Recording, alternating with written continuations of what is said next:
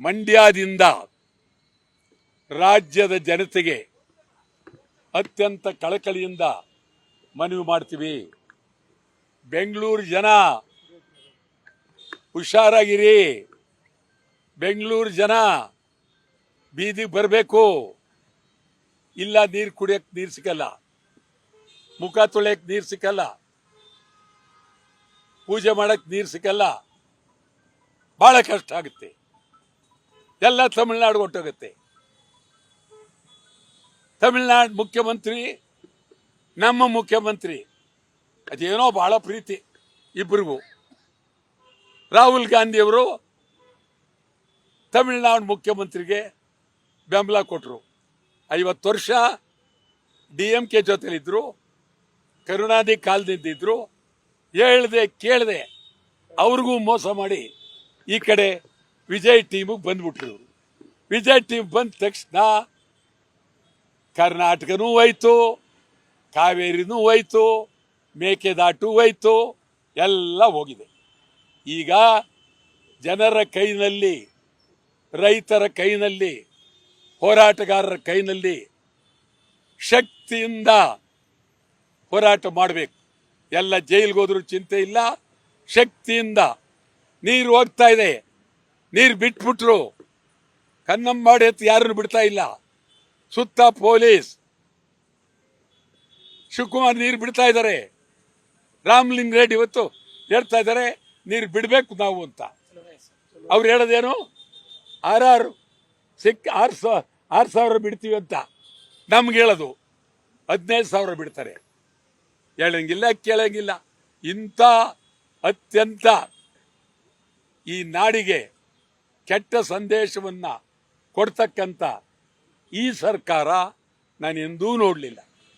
ಬಹಳ ಕಣ್ಣೀರು ಬರುತ್ತೆ.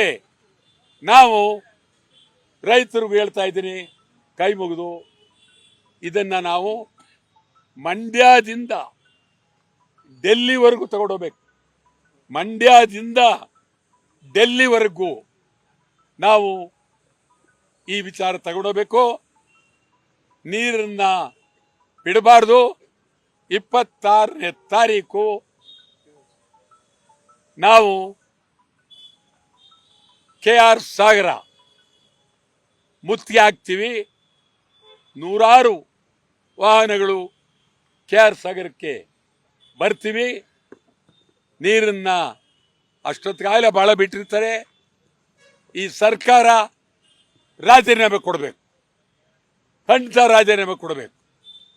ಇವರು ಬಹಳ, ನನಗೇನು ವೈಯಕ್ತಿಕವಾಗಿ ದ್ವೇಷ ಇಲ್ಲ, ಖಂಡಿತ ರಾಜೀನಾಮೆ. ನಿಮಗೆ ಗೊತ್ತಿರಬೇಕು, ನಾವು ಬಂದ್ ಮಾಡಿದಾಗ ನಮ್ಮವ್ರೊಂದು 3 ಜನನ ಕರ್ಕೊಂಡು ಹೋಗ್ಬಿಟ್ಟು ಬಂದು ಹಿಂದಕ್ಕೆ ಪಡೆದಿದ್ದೀವಿ ಅಂತೇಳಿ ಅವ್ರ ಕೈಲಿ ಹೇಳಿದ್ಬಿಟ್ರು. ಬಂದ್ ಕೊಟ್ಟವ್ರು ನಾವು, ಬಂದ್ ವಿರೋಧಿಗಳು ಹಿಂದಕ್ಕೆ ಪಡೆದಿದ್ದೀವಿ ಅಂತ ಹೇಳ್ಬಿಟ್ರು. ಇವತ್ತು ನಿಜವಾಗ್ಲೂ ಕನ್ನಡ ಸಂಘಟನೆಗಳನ್ನ DK ಶಿವಕುಮಾರ್ ಹೊಡೆದಾಕ್ತಾರೆ, ರೈತ ಸಂಘಟನೆ ಹೊಡೆದಾಕ್ತಾರೆ, ಯಾರಿಗೂ ಹೆದರಲಿಲ್ಲ, ನೀರನ್ನು ಬಿಡ್ತಾರೆ. ಆ ದೃಷ್ಟಿಯಿಂದ ನಾನಂತೂ ಎಷ್ಟು ವರ್ಷ ಜೈಲಿಗೆ ಹೋಗೋಕ್ಕೂ ಚಿಂತೆ ಇಲ್ಲ, ಹೋಗ್ತೀವಿ. ನೀರನ್ನು ಬಿಟ್ಟಿರುವ ಸರ್ಕಾರದ ವಿರುದ್ಧ ನಾವು ಈಗ ಸತ್ಯಾಗ್ರಹ ಮಾಡ್ತೀವಿ. ನೀವು ದಯಮಾಡಿ ಹೋರಾಟ ಯಾವುದೇ ಕಾರಣಕ್ಕೂ ನಿಲ್ಲಿಸಬಾರದು ಅಂತೇಳಿ ಒತ್ತಾಯ ಮಾಡ್ತೀವಿ.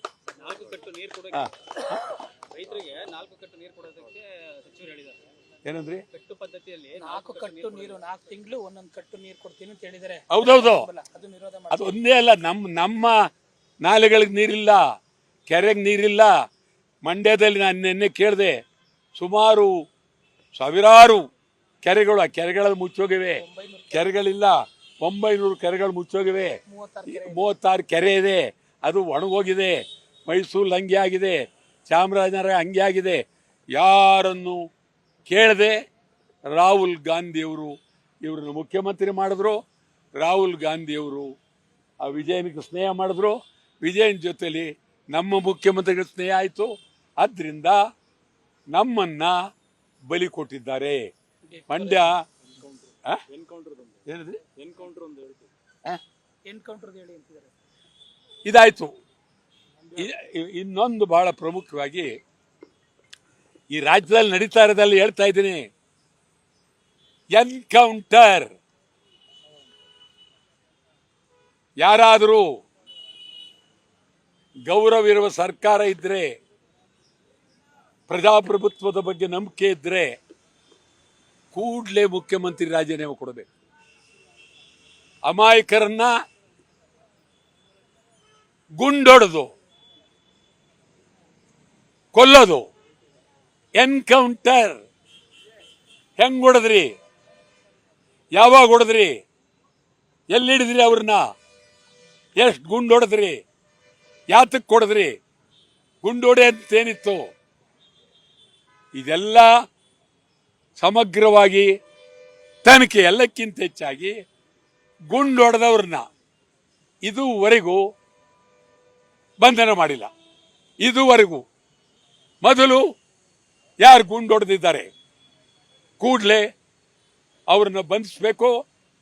ಬರೀ ಬಂಧಿಸೋದೇ ಅಲ್ಲ, ಕೊಲೆ ಕೊಲೆ ಕೊಲೆ ಕೇಸ್ ಹಾಕಬೇಕು.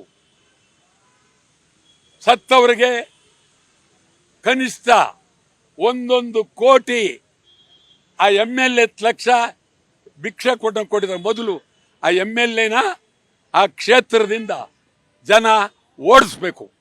ಇಂಥ MLAಗಳು ನಮ್ಮ ರಾಜ್ಯಕ್ಕೆ ಬೇಕಾಗಿಲ್ಲ. ಎನ್ಕೌಂಟರ್ ಬಹಳ ಕೆಟ್ಟದು. ಎನ್ಕೌಂಟರ್ ಪ್ರಜಾಪ್ರಭುತ್ವಕ್ಕೆ ಅಪಾಯ. ಇದೊಂದು ಮಿಲಿಟರಿ ದರ್ಬಾರ್, ಹಿಟ್ಲರ್ ದರ್ಬಾರ್.